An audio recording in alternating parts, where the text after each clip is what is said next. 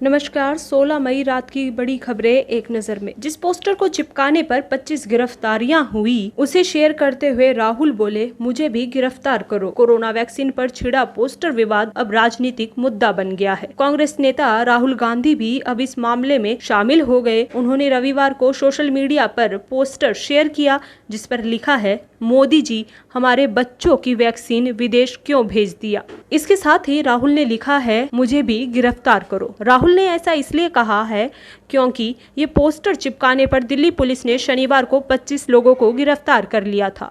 राहुल गांधी और कांग्रेस की महासचिव प्रियंका गांधी वाड्रा ने ट्विटर हैंडल पर इस पोस्टर को अपनी प्रोफाइल पिक्चर भी बना लिया है। दिल्ली के कई हिस्सों में पोस्टर लगाए गए थे। पुलिस को गुरुवार को इन पोस्टर्स की सूचना मिली थी। श्री गंगानगर में रविवार को सरकारी अस्पताल का निरीक्षण करते एसडीएम। अव्यवस्था पर एसडीएम नाराज। अस्पताल में बनेगी अलग पार्किंग। पार्क की दीवार तोड़े, पार्किंग बनाए ताकि एम्बुलेंस सीधे कोविड अस्पताल तक जा सके। रास्ते में यहाँ वहाँ खड़े वाहन बनते हैं अवरोध। सरकारी अस्पताल में पिछले कुछ दिनों से लगातार आ रही बेतरतीब वाहनों की समस्या अब नहीं रहेगी। कोविड रोगियों को लेकर आई एम्बुलेंस इन वाहनों के कारण कई बार सीधे कोविड डेडिकेटेड अस्पताल तक नहीं पहुंच पाती है। इस पर प्रशासन ने सख्त रवैया अपनाया। कलेक्टर के निर्देश पर एसडीएम उमेद सिंह रतनू मौके पर पहुंचे और व्यवस्थाएं सुधारने के निर्देश दिए। एसडीएम ने मौके पर ट्रैफिक थानाधिकारी, तहसीलदार और डीएसपी को सरकारी अस्पताल में एक अलग पार्किंग बनाने के निर्देश दिए। कोविड काल में सबसे जरूरी कोविड डेडिकेटेड अस्पताल तक एम्बुलेंस का पहुंचना है और एम्बुलेंस सीधे कोविड डेडिकेटेड अस्पताल तक पहुंचेगी। व्यवस्था बनाने के लिए ट्रैफिक स्टाफ और अस्थायी चौकी का जाब्ता भी लगा दिया जाए। कोरोना से जूझता अस्पताल, रोगियों का बढ़ता दबाव, ऑक्सीजन का संकट। शहर के सरकारी कोविड डेडिकेटेड अस्पताल में रोगियों का दबाव बढ़ता जा रहा है। अस्पताल में रविवार सुबह 249 रोगी भर्ती थे, वहीं इनमें से 167 रोगी ऑक्सीजन पे थे। ऐसे में अस्पताल प्रबंधन के लिए इनके लिए ऑक्सीजन का प्रबंधन करना मुश्किल हो रहा था। सभी रोगियों को किसी तरह से ऑक्सीजन उपलब्ध तो करवाई गई, लेकिन इसके लिए अस्पताल प्रबंधन को कई व्यवस्थाएं करनी पड़ी। अस्पताल में रोगियों की बढ़ती संख्या के मद्देनजर 50 बेड बढ़ाए गए हैं। इन पर उन रोगियों को शिफ्ट किया गया है जो पहले जमीन पर थे। अस्पताल की क्षमता 175 रोगी है तथा 50 अतिरिक्त बेड लगाए गए हैं, यानी अब अस्पताल में 215 रोगियों तक तो बेड मिल सकते हैं, लेकिन रोगियों की संख्या 249 तक है। गंगानगर से सीओ ग्रामीण भंवरलाल की पत्नी का कोरोना से निधन। कोरोना के चलते कई दिनों से चल रहा था इलाज। एसपी राजन दुष्यंत ने जताया शोक। कहा, मुश्किल घड़ी में ईश्वर परिवार को दुख सहने की शक्ति दे। घटिया निर्माण को लेकर हुआ हंगामा। वार्ड नंबर 9 के पार्षद पति सतवंत सिंह सत्ता ने जिला कलेक्टर को की शिकायत। केसरी सिंहपुर कस्बे की गौशाला मार्केट में नगर पालिका द्वारा करवाई जा रहे इंटरलॉकिंग के कार्य में भारी धांधली सामने आई। जहां 4 इंच निर्माण सामग्री डाली जानी थी, वहां मात्र 1 या 1.5 इंच की सामग्री डालकर ठेकेदार द्वारा पालिका प्रशासन को चूना लगाया जा रहा था। मौके पर पहुंचे वार्ड नंबर 9 के पार्षद पति सतवंत सिंह उर्फ सत्ता ने घटिया निर्माण सामग्री को लेकर हंगामा खड़ा कर दिया और वहां चल रहे कार्य को रुकवा दिया। इसी बीच उन्होंने नगर पालिका अधिशासी अधिकारी दिनेश शर्मा से शिकायत की और साथ में ही जिला कलेक्टर को फोन पर इस घटिया निर्माण कार्य की जानकारी दी। जिला कलेक्टर ने तुरंत संज्ञान लेते हुए श्री करणपुर एसडीएम लाखाराम को इसकी जांच करने के निर्देश दिए।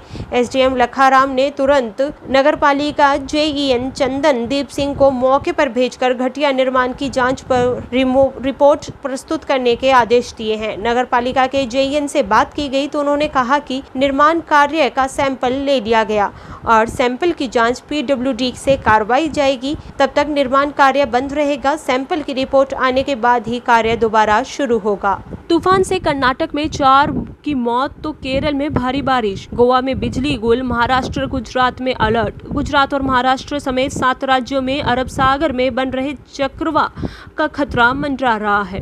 कर्नाटक के 6 जिलों पर इसका काफी बुरा असर पड़ा है। इन जिलों के 73 गांव इससे प्रभावित हुए हैं। राज्य में अब तक 4 लोगों की मौत हो चुकी है। इन 6 जिलों में से 3 समुद्री सीमा से सटे हैं। सभी में पिछले 24 घंटे से भारी बारिश हो रही है। यहाँ 90 किलोमीटर प्रति घंटे की रफ्तार से हवा चल रही है। बीएस येदियुरप्पा हालात पर नजर बनाए हुए हैं। गोवा में चक्रवात का ज्यादा असर है। यहाँ तेज हवा की वजह से कई पेड़ गिर गए हैं। केरल के कई जिलों में भारी बारिश हो रही है। केरल में तेज बारिश की वजह से कई इलाकों में घरों में पानी घुस गया है। गंभीर चक्रवाती तूफान में बदलने की आशंका है। मौसम विभाग के मुताबिक अगले 12 घंटों में दौरान इसके बहुत गंभीर चक्रवाती तूफान में बदलने की आशंका है। यह तूफान 18 मई की सुबह गुजरात के पोरबंदर और महुआ कोस्ट के बीच से गुजरेगा। इस बीच गृह मंत्री अमित शाह ने चक्रवात को लेकर अहम बैठक बुलाई है। 2 राज्यों में लॉकडाउन 1 हफ्ते बढ़ा। दिल्ली और हरियाणा में 24 मई तक पाबंदियां जारी रहेंगी। दिल्ली के मुख्यमंत्री अरविंद केजरीवाल और हरियाणा के सीएम मनोहर लाल खट्टर ने रविवार को इसका ऐलान किया। केजरीवाल ने बताया कि कोरोना पर काबू पाने के लिए 17 मई को खत्म होने वाले लॉकडाउन को 24 मई तक के लिए बढ़ाया जा रहा है। वैक्सीन की कमी पर केंद्र सरकार को चिट्ठी भी लिखी है। वहीं खट्टर ने कहा कि इस बार लॉकडाउन में और सख्ती बढ़ती जाएगी। 26 अप्रैल के बाद से नए मामलों में धीरे धीरे कमी भी आने लगी है और पिछले 2-3 दिन में संक्रमण की दर भी घटती हुई देखी जा रही है। धीरे धीरे हालात सामान्य हो रहे हैं। यह हमारे लिए अच्छे संकेत हैं।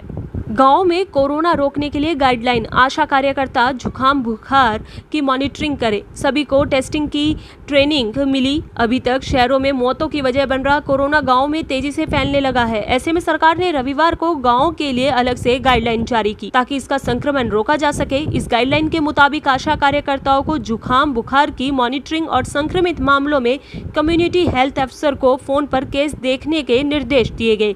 इसके अलावा एएनएम को भी रैपिड एंटीजन टेस्ट की ट्रेनिंग दिए जाने की बात कही गई है। जिन मरीजों में कोरोना के लक्षण पाए गए हैं उन्हें ग्रामीण स्तर पर कम्युनिटी हेल्थ अफसर सीएचओ तत्काल फोन पर देखें। पहले से गंभीर बीमारियों से पीड़ित संक्रमितों या ऑक्सीजन लेवल घटने के केसों को बड़े स्वास्थ्य संस्थानों को भेजा जाए।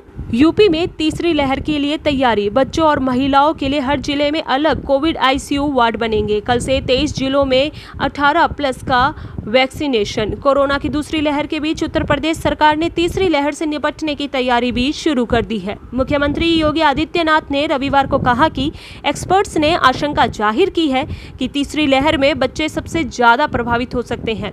इसको देखते हुए प्रदेश के सभी 75 जिलों के अस्पतालों में महिलाओं और बच्चों के लिए अलग से आईसीयू कोविड वार्ड तैयार करवाए जा रहे हैं। बच्चों के लिए इन अस्पतालों में अलग से पीडियाट्रिक विभाग भी होंगे। योगी आदित्यनाथ ने ये बातें गौतम बुद्ध नगर में कही। हर जिले के अस्पतालों में इलाज की व्यवस्था की जा रही है। इसके लिए सोमवार से सभी जिला अस्पतालों के डॉक्टर्स को ट्रेनिंग दी जाएगी।